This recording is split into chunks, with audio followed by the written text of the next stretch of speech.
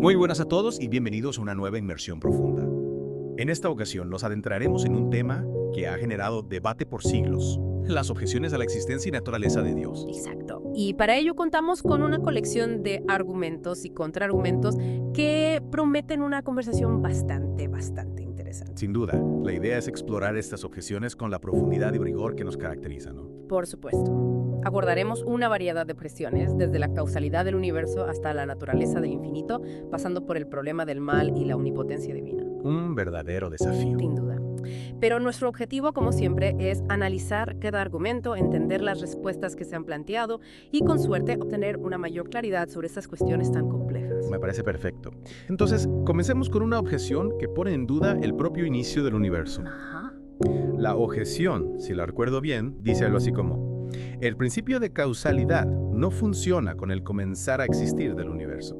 Por lo tanto, el universo no comenzó a existir. Interesante. Aquí, la cuestión central, a mi entender, no es solo si el universo tuvo un inicio o no, Claro. sino que se cuestiona la posibilidad de que la realidad misma pueda explicarse a sí misma, sin necesidad de una causa externa. Correcto.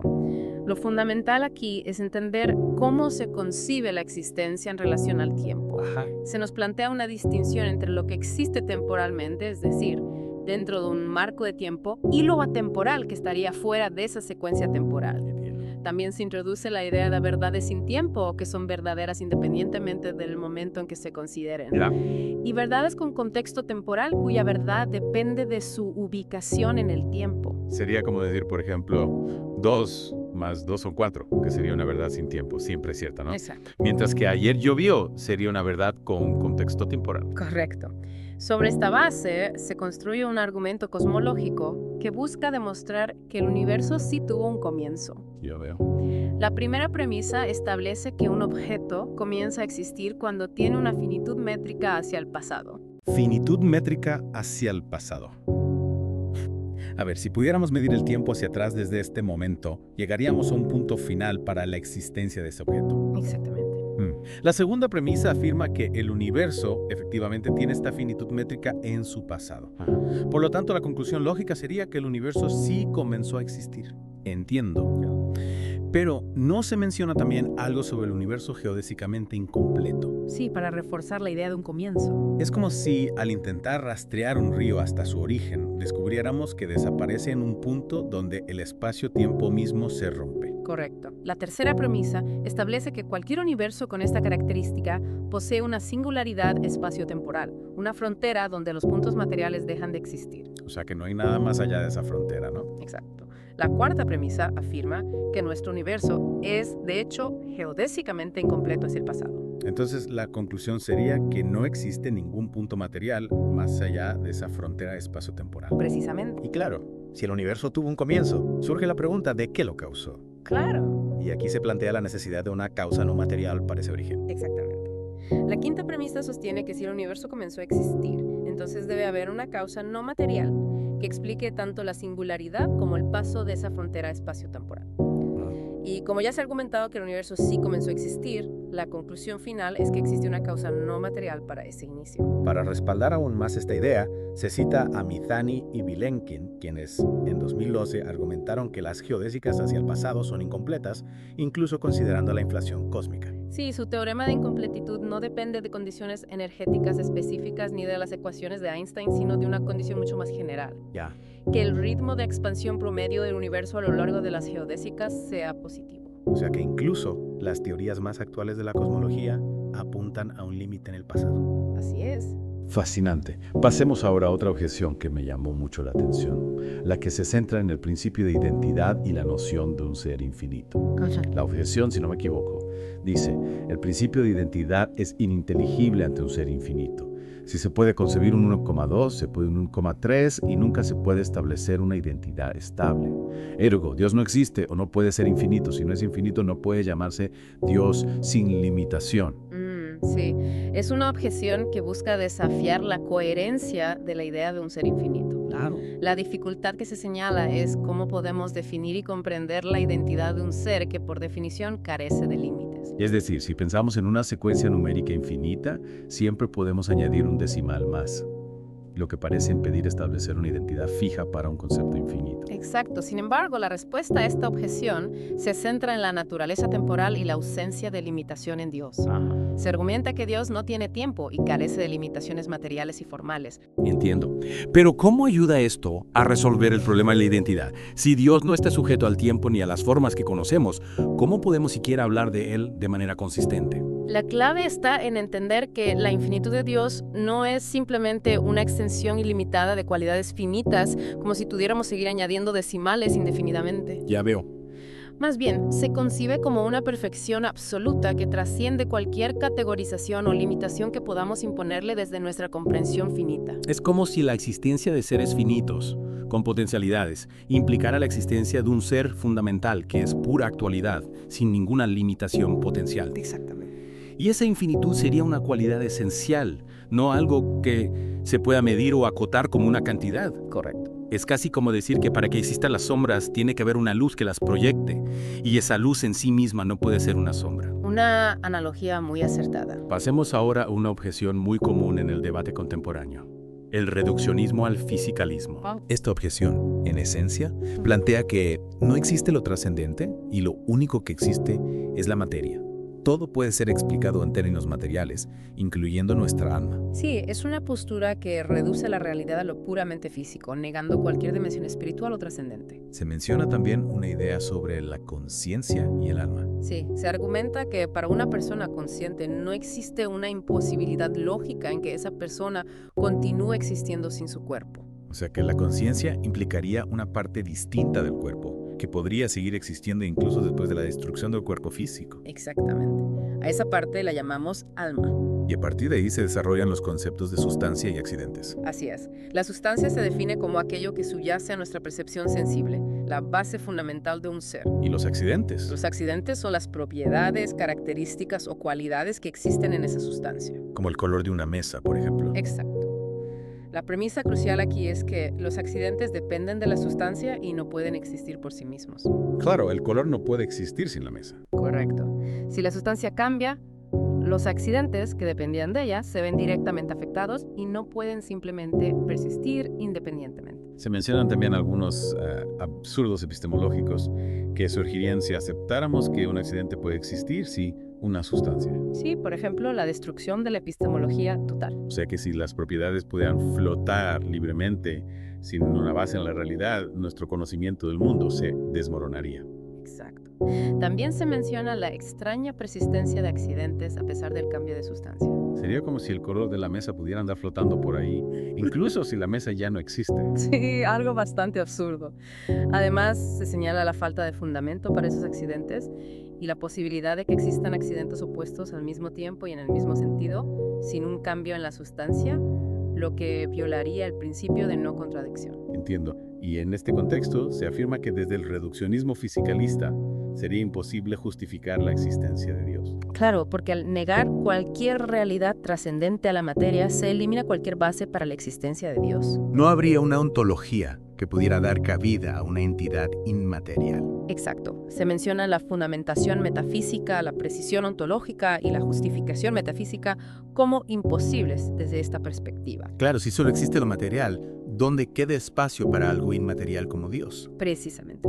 Y esto nos lleva a las consecuencias negativas del reduccionismo. El relativismo ontológico, la anulación de causalidad y la inestabilidad epistemológica. A ver, ¿podría explicarnos brevemente cada una de estas consecuencias? Por supuesto. El relativismo ontológico surge porque si solo existe la materia, la realidad se vuelve fluida sin fundamentos objetivos. La anulación de causalidad se deriva de la dificultad de explicar la agencia y la intencionalidad en un universo puramente mecanicista. Y la inestabilidad epistemológica surge porque si nuestra capacidad de razonar es simplemente un producto azaroso de procesos materiales, no tendríamos una base sólida para confiar en la validez de nuestros propios pensamientos. Interesante.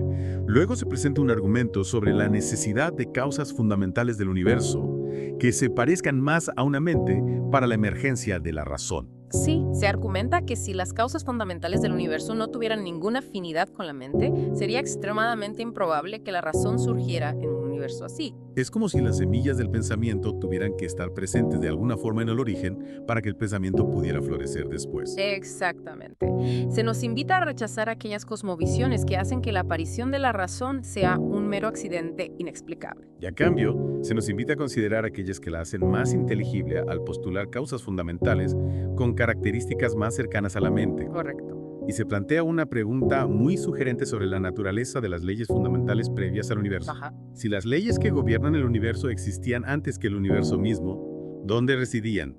Se menciona la matemática como el lenguaje de estas leyes. Es una pregunta que apunta a la posible conexión entre la mente y el origen del universo.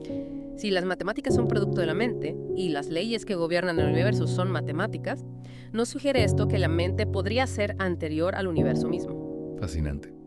Cambiando de tema, nos encontramos con una objeción clásica que intenta mostrar una incoherencia entre la inmutabilidad, el libre albedrío y la omnisciencia de Dios. Sí, es una objeción que ha generado mucha discusión a lo largo de la historia. ¿Cómo se plantea esta contradicción? ¿Un Dios que no cambia? ¿Cómo puede saber lo que va a pasar o tener la libertad de crear algo nuevo? La objeción argumenta que un Dios inmutable sería incompatible con la omnisciencia, el libre albedrío y el acto mismo de crear, que parece implicar un cambio o una acción en el tiempo. Entiendo. Para abordar esto, se ofrece una explicación de cada uno de estos atributos. Empecemos por la omnisciencia. ¿Cómo se define en este contexto? La omnisciencia divina se entiende como el conocimiento perfecto de cada estado de posibilidades y contingencias de los entes. O sea que no se limita solo a lo que existe ahora, sino a todo lo que podría existir. Exactamente. ¿Y qué hay del libre albedrío? La libertad divina se describe como el acceso pleno a cualquiera de los múltiples estados de posibilidades que pueden volverse actuales. Dios no está determinado por nada externo a su propia voluntad. Ya veo. Luego se introduce el concepto de colapso modal. Sí, que es la idea de que todas las posibilidades son en realidad necesarias y obligatorias. ¿Y cómo afectaría esto a la omnisciencia? Si todas las posibilidades fueran necesarias, no existiría la contingencia y un ser omnisciente no podría conocer lo contingente. Porque por definición, lo contingente no sería necesario. Exacto. Sin embargo, se argumenta que la necesidad lógica indica que el omnisciente conoce tanto lo necesario como lo contingente. Así es.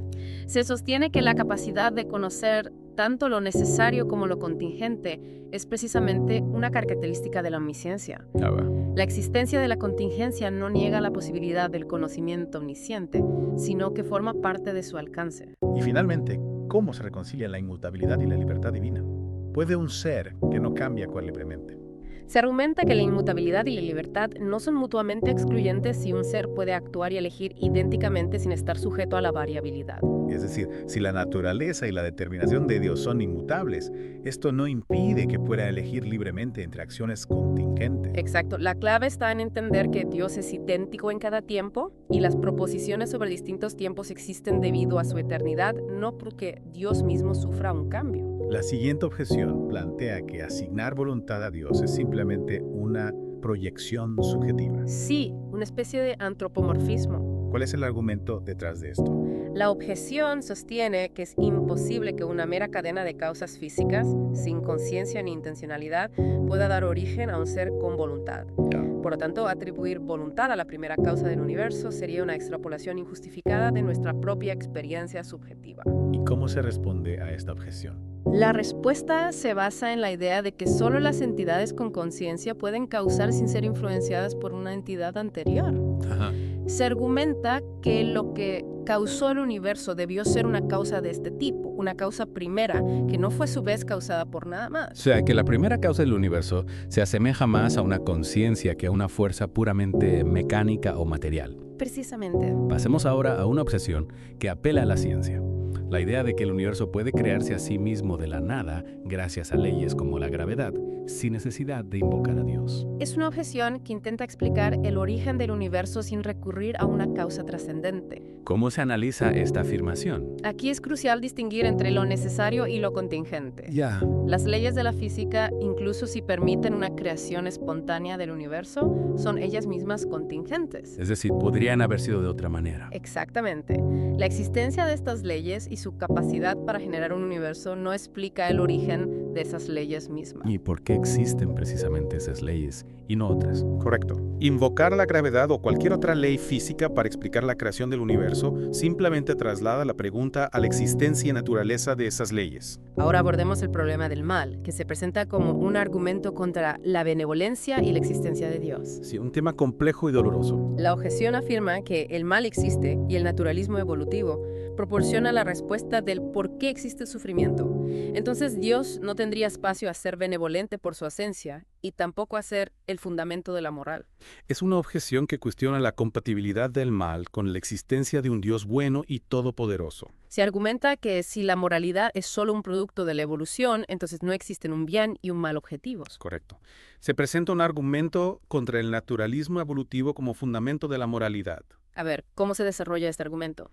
La primera premisa establece que si el naturalismo evolutivo es verdadero, entonces la moralidad humana es simplemente un subproducto de la selección natural.